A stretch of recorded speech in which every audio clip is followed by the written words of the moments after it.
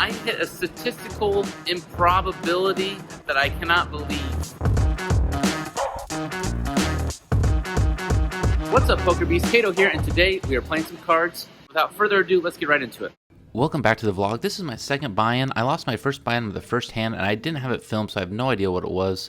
The first hand of my second buy-in is pocket fours. The middle position and low jack have limped, and then the cutoff and the button decide to come along.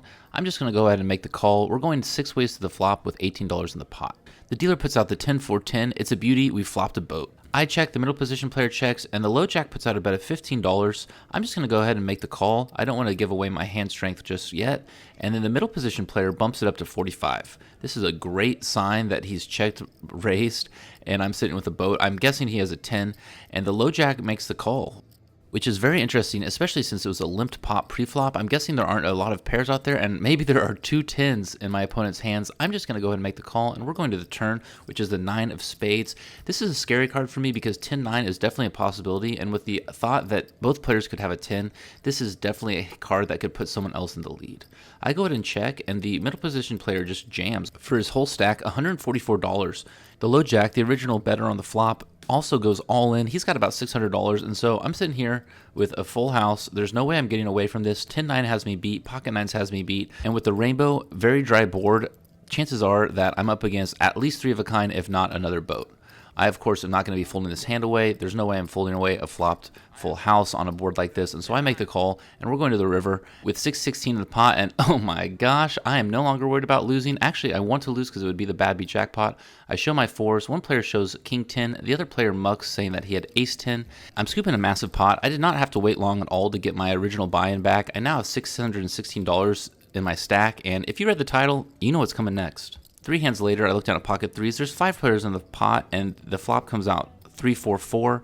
It checks around, and we're going to the turn, which is the beautiful 3 of clubs. Back-to-back 4 of a kinds after flopping a boat. It's unreal, and I'm going to be targeting any 4s in the hand. There's 5 players, and so there may be one. And the small blind, who is definitely a candidate to have a 4, bets for $15. I'm going to go ahead and size up and put in a raise to $40. I'm targeting a 4. There's really nothing else anyone could have that would come along, and sure enough, the small blind makes the call. We're going to the river, which is the 2 of clubs, and the small blind checks it to me, and once again, there's nothing that anyone is really going to have except for a 4 that calls me, and it's going to be really hard for a 4 to fold, and so I just put in a bet of $202. The pot's $297, and my opponent thinks about it and makes the fold. He says he folded a 4, and he didn't want to just chop the pot, but of course this is after I showed him my pocket threes.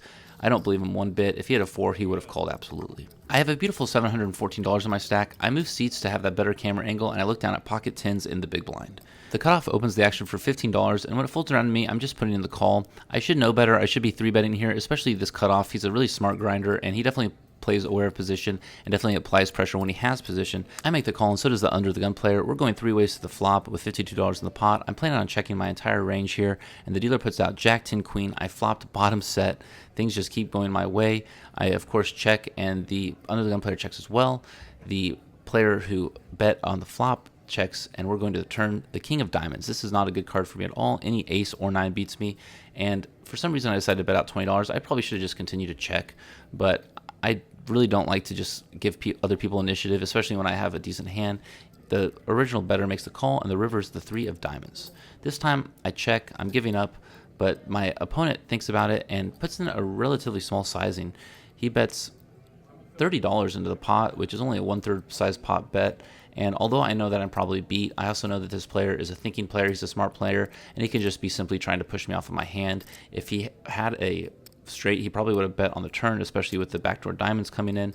And so I'm just going to go ahead and make the call just to see what he has. I'm curious, and he does have the ace. He has ace 7 of clubs, and so he's going to be scooping that one. Each of these videos takes about 7 hours to edit, but only takes 1 second to give a thumbs up. It really helps with the algorithm, and it helps expose my videos to people that haven't seen them before, so please help me with that. The next hand I look at is pocket 8s. We're continuing with this pocket pair journey, and the middle position player calls, and I'm going to go ahead and bump it up in the low jack to $15. The hijack and the button make the call. The middle position player tags along as well, so we're going 4 ways to the flop with $64 in the pot. I'm of course set mining with my 8s, but I've had great success with that so far today. The dealer puts out the 3-10-4, which is not such a bad flop for my 8s. Although there's 4 players in the pot, this is a semi-dry board. I want to continue betting. I bet $25. The hijack calls me immediately. The button gets out of the way, and the middle position decides to come along as well. We're going 3 ways to the turn with $139 in the pot, and the dealer puts out the 4 of spades. Instantly, the opponent, first act, decides to rip it all in for a little over $200. This is a very weird line and definitely not one to take if you're trying to get value out of your made hand. Maybe he hit his 4, feels like he got lucky, is trying to shut down the action in case someone has a draw. Maybe he has like ace-10 or something. Maybe it's complete bluff. It doesn't matter to me. I'm folding out, and so is the other player. I'm letting him take that one. No big deal. We're sticking with the theme of pocket pairs. When I have pocket 7s in middle position, I bumped it up to $10, and the button, this is the smart player, the thinking player, he decides to 3-bet to $35. This is one of the few players in this game that actually 3-bets, and he could be easily doing this just to get me heads up with position to try to clear out the field. He's definitely has me priced in, $25 more to see the flop with my pocket 7s, and I make the call. We're going to the flop heads up with $74 in the pot, and the dealer puts out the 9-jack deuce, two-tone. I check to the opponent, and he bets out $20 into me. This is a small bet, especially in a $74 pot. I would imagine if he had a pocket pair of jacks or maybe a jack, he would probably size up a little larger. It seems like he's trying to protect and continuation bet. Sensing a bit of weakness, I decided to go over the top of him and bet $60 into the pot. It's a draw-heavy board, and there's a lot of cards on the turn that could change up the nuts and be very scary. I'm going to plan on doing a multi-street bluff here, and he goes ahead and makes the call. It's not a big call to make. It's only $40 more, and so we're going to the turn with $194 in the pot. The dealer puts out the 6 of clubs, and unfortunately, it's one of those cards that really doesn't change anything. I was hoping for maybe like a queen or a diamond or maybe like an 8, but I've already committed to my bluffing line, and I don't want to stop here. I don't want to give up on the hand. And the talk of the table is my back-to-back quads. I definitely think it instills a little bit of fear into players when they see that someone is just running good, so I bet $130, continuing my bluff.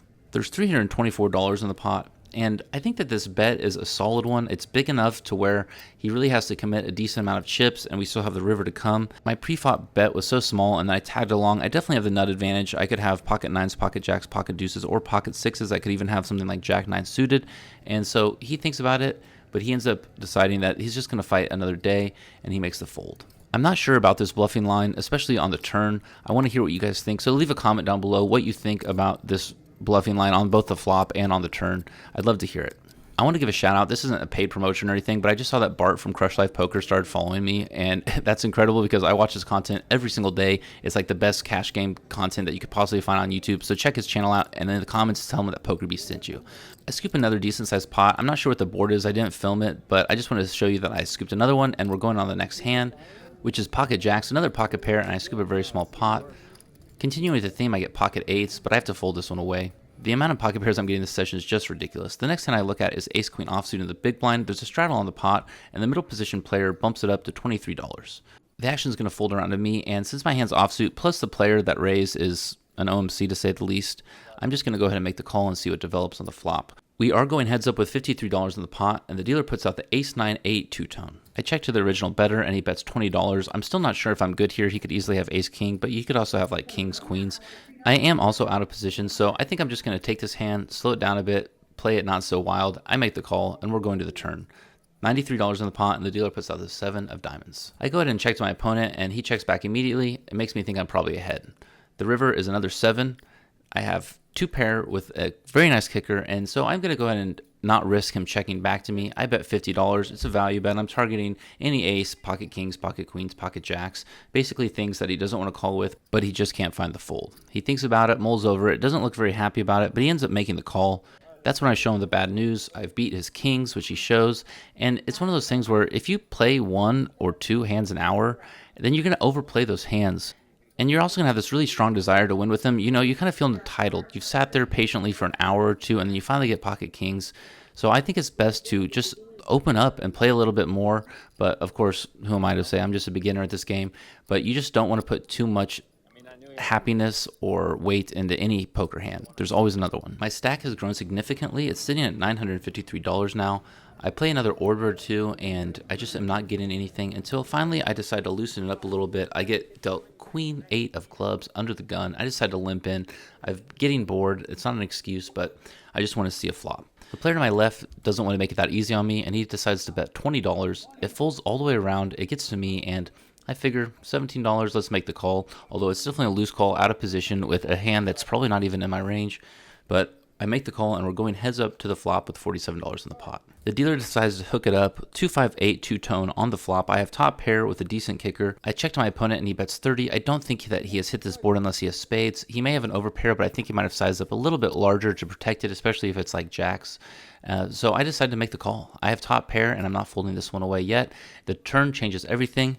It's the queen of hearts. I have top 2 pair now, and I go ahead and check my opponent, who leads out for $125, those beautiful green chips in the pot, and I just decide it's time to go all in. He calls me immediately, scares me a bit, but he could easily have aces or kings. I don't want to see a face card or a spade on the river, and I'm just hoping to take this one down. Easy peasy. It's the king of clubs. I get a little nervous, but he tables 4-3 of hearts, so he flopped a straight draw, turned a flush draw, and I'm good. I guess I'm not the only one who's getting bored since he opened the action for $20 pre-flop. I'm scooping a massive chip stack, and now I have $1,339 in front of me. This day couldn't be going any better.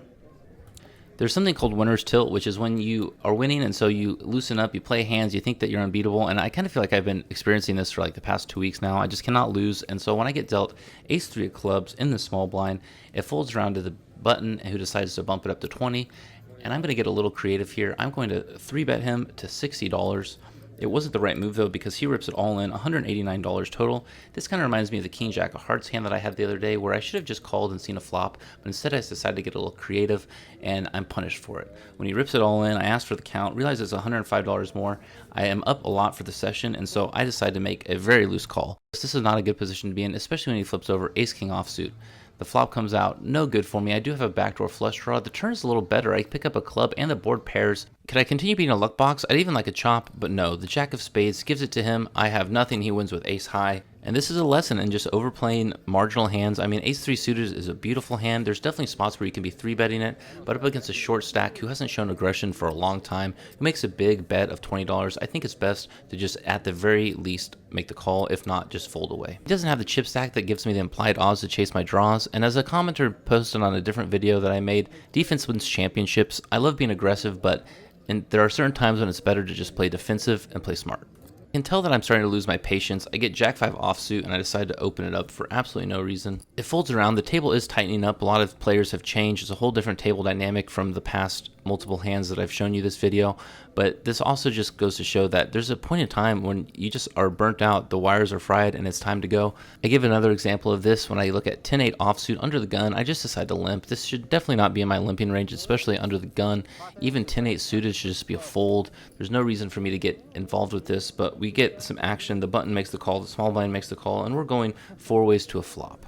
The flop is jack 7 jack, 2 spades, and it checks all the way around. We're going to the turn, which is the 7 of clubs. It checks all the way around again, and then the river comes out the 6 of hearts, where things get interesting. The player in C5 is notoriously slow to act. There's only $12 in the pot, and he's been like this all day. He holds up his hand and says, wait, it's my action. Let me make sure I don't want to bet. And so he takes a long look at his cards. The board's very clear.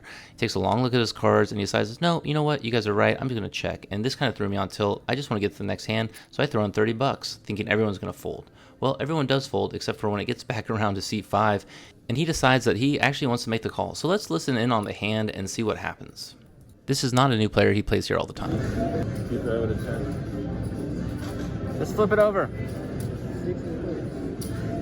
Why? Jesus Christ. What a hand. Yeah! Jesus Christ! What happened? I scoop one more big pot, which I didn't get recorded. I decide that that's the perfect time to leave. I'm starting to kind of get a little tired, grumpy, and hungry, and so I cash my chips out for cold hard cash. All right, just wrapped another session. It was a good one. It was a doozy. In for 400, out for 1477. Thank you so much for being a part of this channel and my journey. You know, 90% of people that are watching this is not subscribed. Thank you so much. Kato out. Until next time.